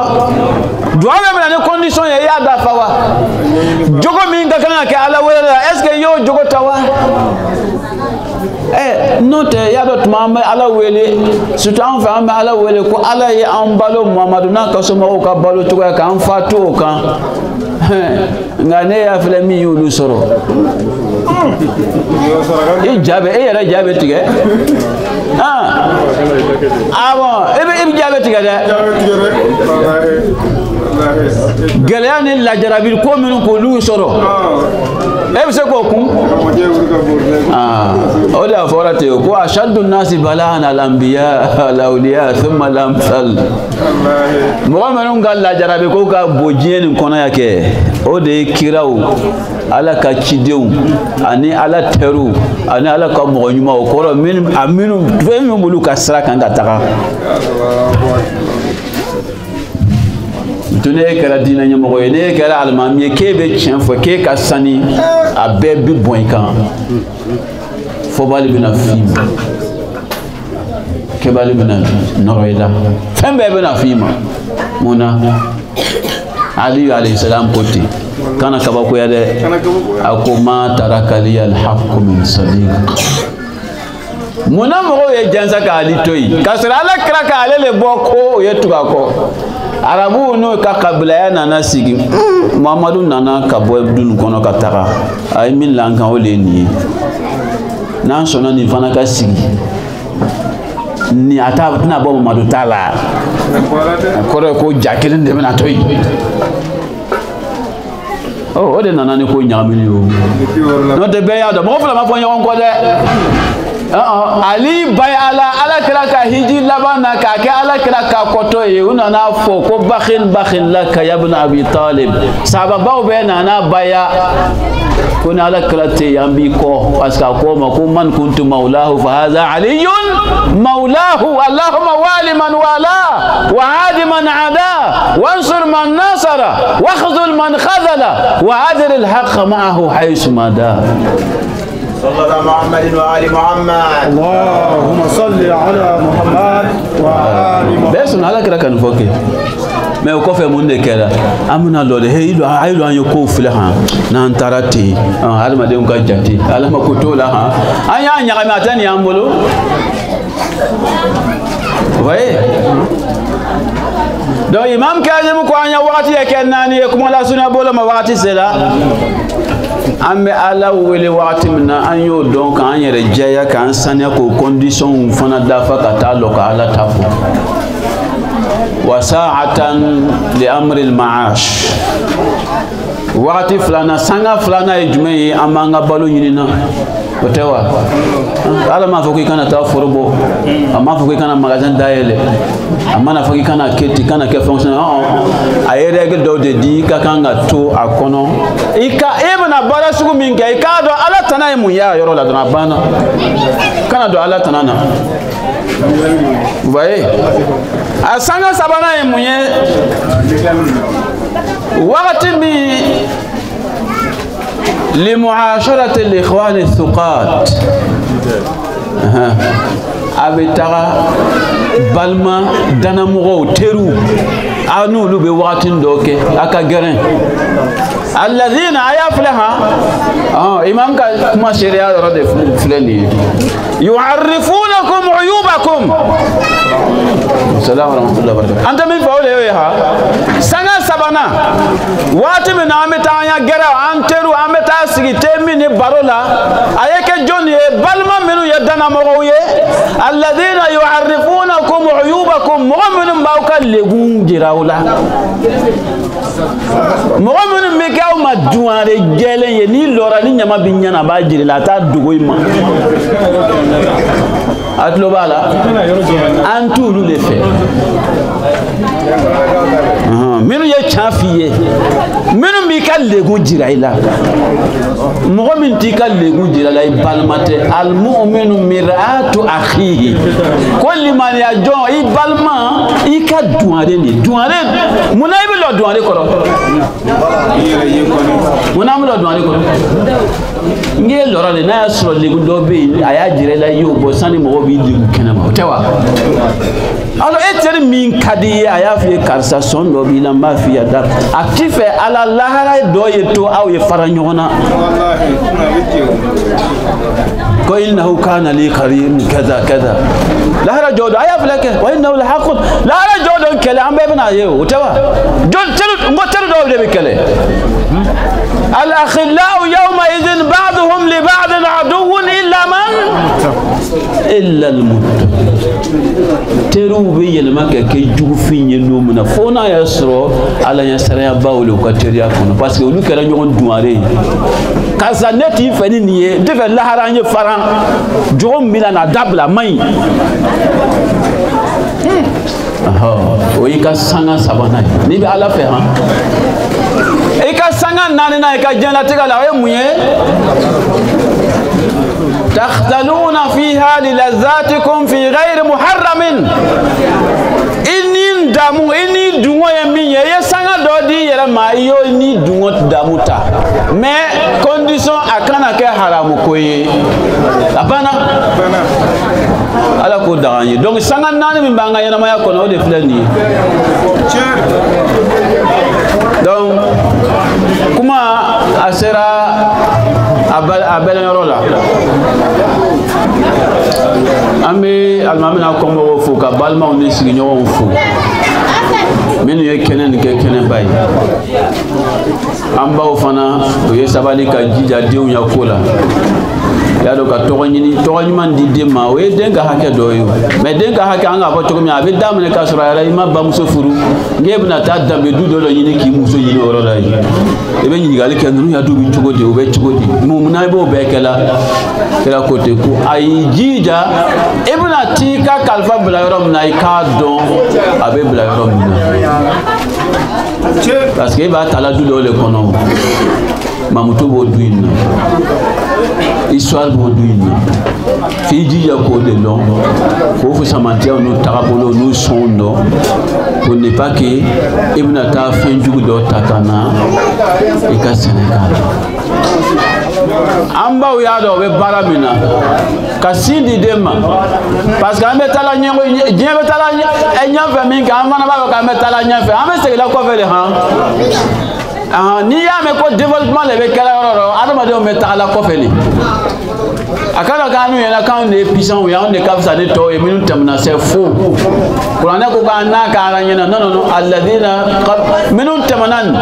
olu mo kelen to e mettre jolier utumbe si joli de solo alors o ka fin ga ya se ga mi ga na technologie be muso to be den wala don ka bla bibonon de ba to la mo ka tara parce que ale be barala mais si ça on lui a ka ye ko sera muruma ay mundi criminels, des hinebalo, des agresseurs. Ande on va n'avoir des karanaga tarao. Notre ami qu'on a karanaga digabeka denguni la katoro de comme Mohamed ni Moussa ni Isa ni Ibrahim Odewa. Mais mon nom est à Morato Toyna. Ani de on la mokonya. Avec dame ne ba muso ye sindi dim makanya. Kadafa. C'est très bon. Avec Kenya di dema, abato dem c'est ka lamo toya mena lamo ni ko fana be noya. Parce que Imam Ali de côté ako ma min labanin rudia bihi as-sabiyyu a'zam barakatan alayhi min labani ummi katame ba muso si ka oteji okay ali salama min fulani abora mini ala kira bayere muhammadu sallallahu alayhi wa alihi wa sallam akoni muso ka konota abeke ko me mo men be sunna telefe abi nafsu be jo seri ni fingala mo men be jihad ka ala kasra ka bi nafsihi wa mali alladhina yujahiduna fi sabilillahi bi anfusihim bi amwalihim wa anfusihim muso be kewde jihad men be ke amtet ka za mo fa chini sira ka ko e jihad sede o ta chini didi jamais fa ومن يقتل مؤمنا متعمدا فجزاؤه جهنم خالدا فيها وغضب الله عليه ولعنه وأعد له ماذا أنا نقول نقول سلامايا جوبيتا سلامايا دول سلامايا دول لانكو سلامايا كلنو سلامايا تولا أنجا تانيا لا كولا de côté mo se ka ni wuli o ko ni mo mi yitu ka mumini kelen limani ajo kelen pe o faka ki be dumi jahannama kono ala be dimi ko ki danga ka nyangata la be aya wullawa anya hakiri soranga barawla muso be kete ko muso kono ma abina fo mo be jadi kala la kasra na yere kunna kan nafulo yi izan na toro la na jigi aka baraji be ke ko me joni ako mo sitse ka ba aka baraji dan mais ala tena man dama jago alo la aka fusa mantana ka hina da to aka dama o sise na ye sindi de ma sise ka den lado den ka sin sama ko kelen pew ma sawahid ka sin sama da kuriya kelen pew كعدل اتق محرر من ولد اسماعيل ابينا فواتمنا ناتو فرقوني كجون كان هورا براجي من تمبيه اوتوا او براجي de beke denka sin sama ko kelempe bo ba muso sin o de bidama jaw ka do ala bil dama mumna ka dama donc na bana ka tola kana desimi kata dafa ko meleke bado de bina kana musoni ka bolo la ka fayo ko isani fi fagad ghufira lak ema ya mafo ko hiji min menana hiji min ya kene halalai ka kene ala yasra ma ke to yini ni yere yini fenga yere jiraye arafa do nat le bena e jurubu fana bi benai otewa obu ya mo me sungalo ke konna jayala ka ala ka la daun jate akono sungalo lailatul qadr bi ta teme obi ke ko mi baki wololo mina afile ni muso kan fana ko kono tan togoyala kana den la mon togoyala kana den bo sina kwa bi fayo o bara damne o kuma na ka jurubu fen tamana ka be effacer la islamé anye la moni ko fana fle anye sabali den soro la men den la moni ka gele ka teme fen be kan atikene dusuba ya atikene dusugban ye amba otumodo aw be dem bu ko don ka aw dimi bo alale wala dimi na tie ko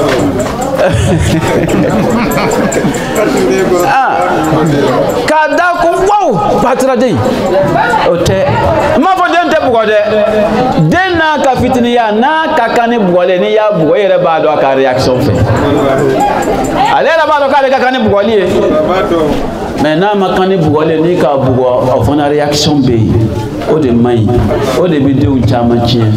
den do be question di kele amba anga la makani den do be ka mo kana gele den san saba e de ba bugo comme fali abika kana gele ke hein anya do den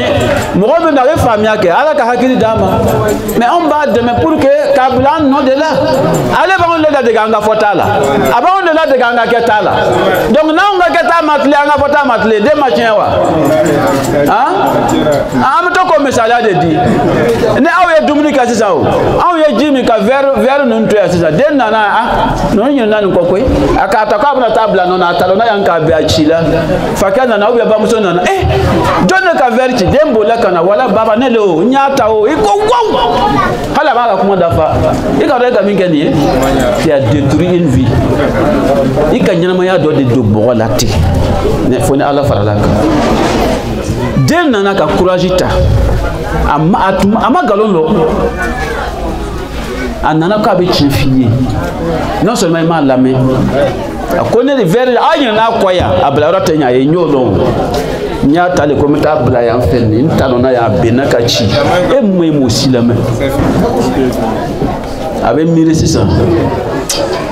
mo keto kan nyuma ke ifila me fu ka nyangata ça c'est ni ka chanfo ibe nyangata donc wala na vers chi même na ka vers tanchi ina jona kan nera tuntia yere monde dam na ele ablalao ede ya blala aliti jon be fa nyangata jon be nyangata mo se e bol ka bo nyangata donc ay sabala anya hina dew na yu lamo ala kira ko te ko danga be fa ka minya ka den doni ayere kotali la bange ba kota e be den lamo to do la den na ile bonya ele ka den ke danga den donc ay sabali ka muyu ka dew lamo ne den filila anya do amba bla yero tira mina ni kuma be minya ni ye bere do ka chie ni bere be mindla ne ma ka ni bere ka ka den ka de ate magala jaganya jakmanne ifana ba chi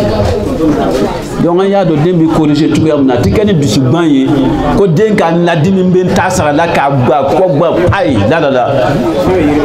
bawo makango ke fawo makanga ke lamoni bawo makanga ke dew ya lodo bawo kala dew adam ne fitini tuma do den do be échouer kala na kada karamo ke ya barake tout ya kan karamo muso donc ay sabali ambe haketo yini ke wakati kama ama chaman fo nganye doni fo anga kileo deta kadi ambalma ma ye sabali an sigin ge jien sigi kunye munye la hara otewa anga nyana maya be na sira do de be fa ango ajina kada ye fen kada me bonda do de be fa yete ma fe ka takai de no yesa ya o de man kono no donc nyana maya ba le de kam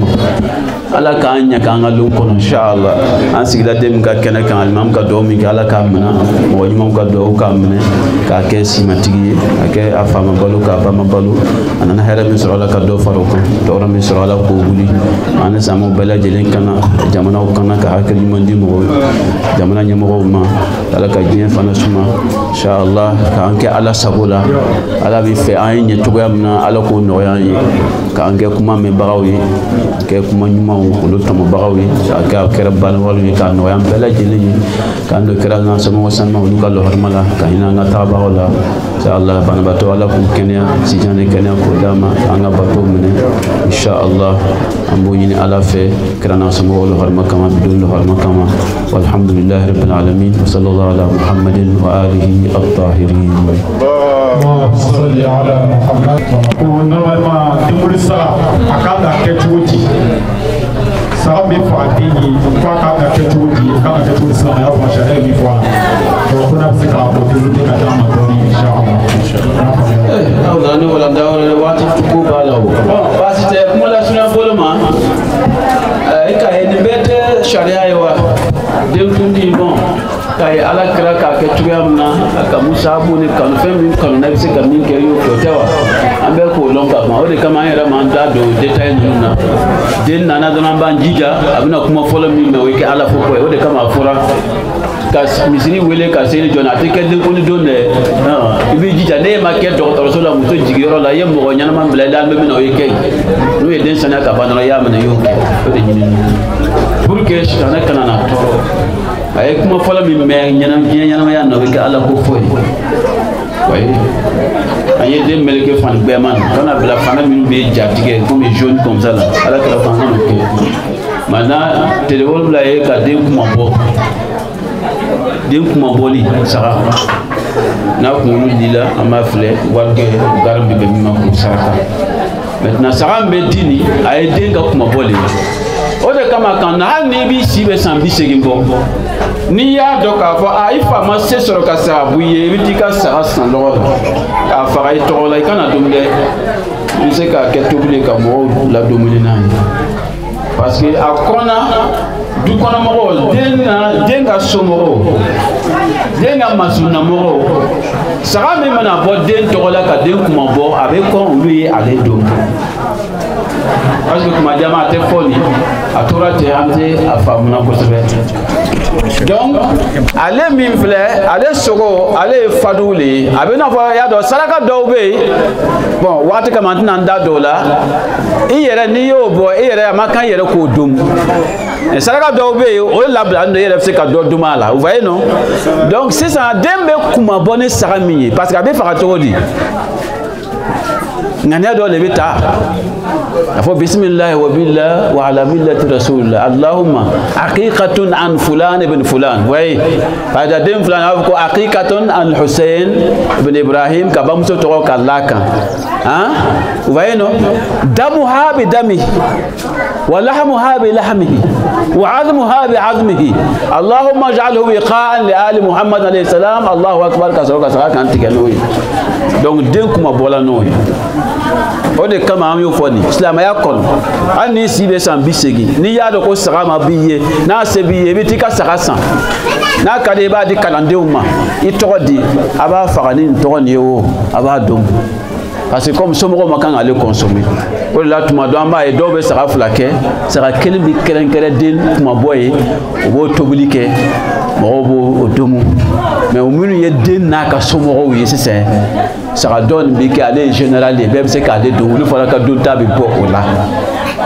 vous voyez non voilà donc tuma caman a bɛ fɔ ten mais n'a ma lɔn surtout fi mazhab ahlul bayt imam Ja'far ahlul bayt ka mazhabu la olu kɔni b'a caman de respecter o tɛ sɔn a misaliya ye mun ye parce que a ka ye bon ni bɛ walanda dɔ de an tɛ se k'a bɛɛ fɔ a la quoi an ɲɛ bɛ silamɛya kɔnɔ kɛ i y'a dɔn furu tɛ kɛ la an bɛ sigi jamana ka furu kɛ mais cɛ kelen de bɛ sigi ka dimi muso kɔrɔ dɔrɔn k'a ye minɛnw ta k'a gbɛn a bɛ taga et puis a banna haram kojuguba furu sa tɛ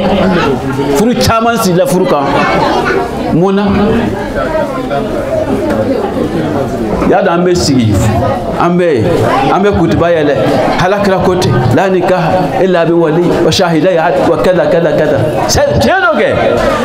même n'o ma fɔ furu tun tɛ kɛla k'a sɔrɔ silamɛya min an kan bɛ Muhamadu nana mɛn n ko furu tun bɛ ka kɔn an ɲɛ o tɛ wa an y'o de fɔ n ko ye hala insaniya ala kɛra de mana ka kɔn silamɛya ɲɛ wa n ko san 40 de cira cɛ mais n ko furuden de bɛ ok donc an bɛ sigi ka furu kɛ o ye adamadenya ka lahalaya ko ye kɛ e bɛ taa den sɔrɔ ko tigi t'a la an bɛ sɔn ka taa furu dɔ sigi k'a sɔrɔ mɔgɔw ma sigi ko furu de bɛ siri la wa donc c'est côté social o lɔnni do quoi mais fɛn min ye furu sa ye kɛ silamɛya nana i basé o de kan ala silamɛya ka furu nɔgɔya pour que furu bɛ kɛ jɛnɛya kana na gɛnsɛn mais a ka furu sa gɛlɛya pour ne pas que fara o de kama fo ala kira taara fɔ o ko abghadul halal ila Allah madha at-talaq a ma fɔ ko furu sa ye haramu ye dɛ mais halala min ka go ala ye ka tɛmɛ halala bɛɛ kan o de ye furu sa ye a ka condition gɛlɛmanw bila a la furu tɛ se ka sa o m'a fɔ ko furu tɛ kɛ ni fo seere 2 ye kɛ mais furu sa t'ale fɔra kuranɛ kɔnɔ suratul talaq filɛ nin ye fi suratul talaq o tɛ wa a ka mun fɔ Allahu akbar e taara ta ka bɛn ale ma a ko fa iza balagna ajalahunna fa amsikuhunna bi ma'rufin aw fariquhunna bi ma'rufin wa ashhidu zawai adlin minkum wa aqimu shahadata lillah dhalikum yu'adhu bihi man kana yu'minu billahi wal yawmil akhir wa man yattaqillaha ila akhir ni furu bena sa ya do furu tagama ba obe témoin obe fenga obe tewa bebe kuma ka kuma fa ba'zu hakama min ahli wa hakama en yurida islah nan ya beke e ka e fanya famo ka fo furu sa do e solution yi nga furu sa do e problème furu sa mbeke solution yi ambo la teme ko furu la sate hana mandan yi pour que ouvre bebe la rabia mais furu sa do be ale be problème de créer anya njija ko dla ko na fara nyona donc maintenant manya furu bena na sacho am bena kan atike chele dimina muso koro ka emno ntaka cha so mo ma amana te o amana te ebe tade almamu sigira ka siri almamu de be furu ni sa ameta de almamu la almamu be furu siri ayela be furu sa hala almamu te ko sora la furu de be si la furu kan jene o de bi kala kurana de ya fo ne tede donc na bla nyona na se bna se almamma anga furu se rom na ne fa kasa almamma e sai ka fula est ce que abe se ka dlawa est ce que almamma ne ka kuma menetewa abuna muso wele ka le fana ta la me ka mo la me ka tahrik ka e fana wele ka e sigi aba sai ka dla na ere na ya ni tenya fo cheni ko sisen abe ile tokota aywa muso furu be sa fo muso e ke la hala ate joli la abora ka koli la imasama furu silani formule mi yengo furu safana formule be amta foka al-ijab wal qabul wa anga yera furu silma ala krana ala na ka sala ka tentete enyi sona furu ma wa mana sigi ko ode dangana furu yomo ni yonche no te ni furu silma yomo we se ka fo ni yonche directement we mais adama de ya ko de la mana sigi ko luka la nyini dangana ya ka protocole dola ka adama de ya o ne fia o ne fenga dola o de ya jala yo furu safana be ka o to ga de la parce que Qur'an ko wa ashidu zawai adlin minkum fursa témoin ne témoin to te kelen de fu ye ke mo ladiri jumay ay ke mo misala nya atala ko ta ko ka te yuru ke ha no te fruite ça on fait par exemple Jafari a fait Chia a fait we mun ke fursa na bana ke chogodi ko na ka fo chogom na ba ket e ba London na bana juma sel la no e ba me almam fe ko ha aywa ko ne junu mo ala ya be ba astaghfirullah be ba mo ko te fe ka me ko me jaw ke lo bana me o donc fursa do le be parce que la procuration ta furu chefe bon avec muso ka la hala on eta o dama no bena la fursa sugu min bina ke fana o be parce que talaq raj'i be bainu be khulu be bébé donc almamu de fisa comme ala ka fo chere ladri fulaye furu sa chere yani a ka ladri so bi amano de wallahi amano ne kera imam ye kebe chafa dran bele ba fo ma o ta tuila ale ara yana ko ale kafta ale ma foka kafta ni beyi ma ko be ale loni min ken na ma baraka na ye mun bale kan almamana kan nyana mayala ay sabali donc c'est ça abe se ka ke mo bi woro mo kemele be abana fo be ya me akara choko mo kemen kono la dali fulana sura la chao otewa donc aba fo ko zawjati fulan muwakkili fulana taliqun hiya taliq bon do asra mo kemen ka lame amana ke choko koni ane la dali loru nan kon masoro fulan kon nasora kono otewa no kala sa be sura ka ko furu sara mais on va que tu dis j'ai dimina doron maye ka muso ya manon talo ka chekata filaya dala hala tedo est ce que adam nanate ça ma faute adam de ma faute vous voyez donc tu m'as ko do be na ma fo atena hakilla ala isa ala be sawaba ma ala imam ni che هذا كلمة طيبة mul ko wati be gum ko shika wati wace tuwa kan da wati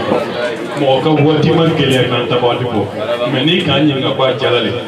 ka so am bi joro le la an si ko lo ala bulo ala ma ma sila hera ala ni ma do la ala siratiya ala me sila to ka da me ko ta la duna me ta la de alhamdulillah kuma kan flabe ya so la ko ya le amba mom so no yi Ibrahim from so yi ay ko ya Vatican ko ambala ka ko man ci tan do ba dialay woni kala fane ko ma ko dialay ay ke men anti ko ka di kan garaw anga mo ga dam silvi ama yan soro fari le man la pe ala ma fajar so ka fane ke men anti ko ka di Ibrahim ni mo ga dam ci be ba courage bala mais ala ma kenya da ma to so wada na ma kenya so ali kala bla long o keleni bana le ya pa ni ka to kala bla kene ko na me do ni on fait ata kenya na ani ampe be ba ma to ala ma pe posila ala ma pe posila o la ko na ke ko ga ko ma ko bala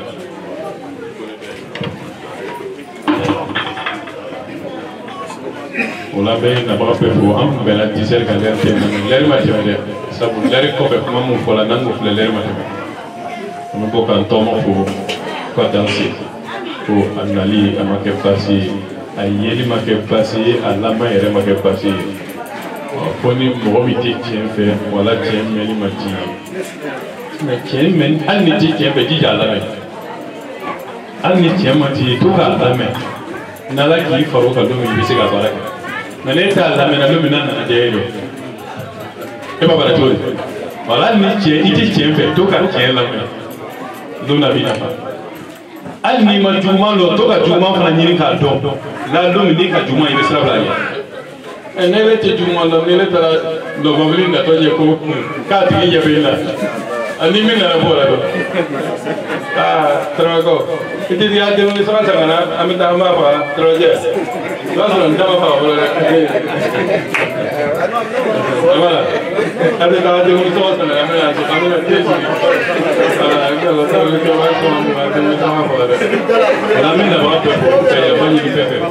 محمد ابن عبد الله الأكرم صلى الله عليه وسلم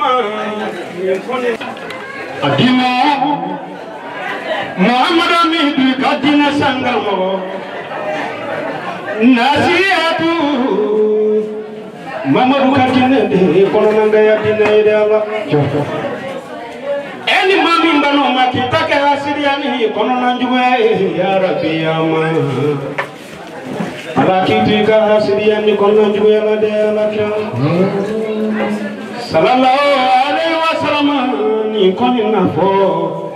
Muhammad ya la kandala romela jeni kiyama ambi ala fo ala barikada ma kolo fese ka kafiri wolon blaye ala iniche ka kila ka ala fo ka barikada ala tala mi ka ba kolo fese ala iniche asigila bi denguni keneka he karama ka denguni uni fewara mangana Hula magomani ala ha magoni biumani ja ujwale nyumundo magomani nesirane ba ni finani ja ujwale nyumundo ya magomani ala magomani dia anesirane moyane magoni biumani ja ujwale nyumundo magomani nesirane ba wali nyumano uya taba debito kamera ni kambela kuma de la ukasoro kuma mandinye ngana ela ni midoni fo doni bagalwe bimago yani antinyole fa amani tinyale ne ama bimago ya fulani antinyale fa bimana kama na bang tikaju sawe beka yana ila Okadi magani binu ode lana no magani ode jugo misi jugo mani furoka jugo ni fumo so jugo mani teri jugo ni barana jugo mani aluga chugo do bi magoy ala kanumba jugo mani ode debi borika berika bi ala ife anu matu bana amen ma fiye ka jugo Ningera asrangwe magomani ha magani biumani da otale numandame magomani nasrane ba ni bi mani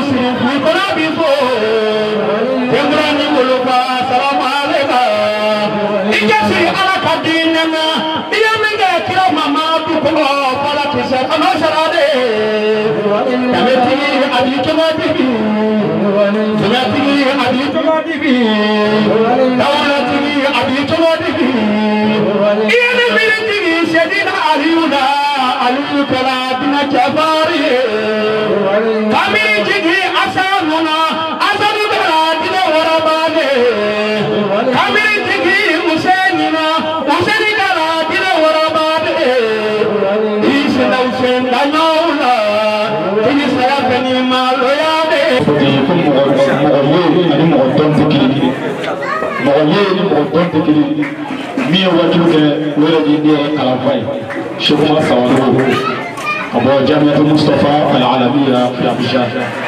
Donc, Université Mustafa Al-Mustafa International à Abidjan, à l'Élébé, à Kouna. ale de ye anw ka formateur ye ale de ye ko caman yira anw na n'i y'a mɛn bi Buwake Cheikh Ibrahim Cheikh Umar Sawalew de don alhamdulillah a y'a ka kalan kɛ a y'a fɔlɔ Segu de o kosɔn bamanankan a bɛ taa sɔrɔ bamanankan ka bin kosɛbɛ a ye Segu de kɛ fɔlɔ ka sɔrɔ ka taa Liban ni min b'a fɛ k'a kɔrɔ dɔn i k'i ka dossier labɛn kalanden na k'i ka dossier labɛn k'a bila ka taa Liban o bɛ tila k'i wele k'i ɲininka ko ba complet ko ma Cheikh Umar dɔn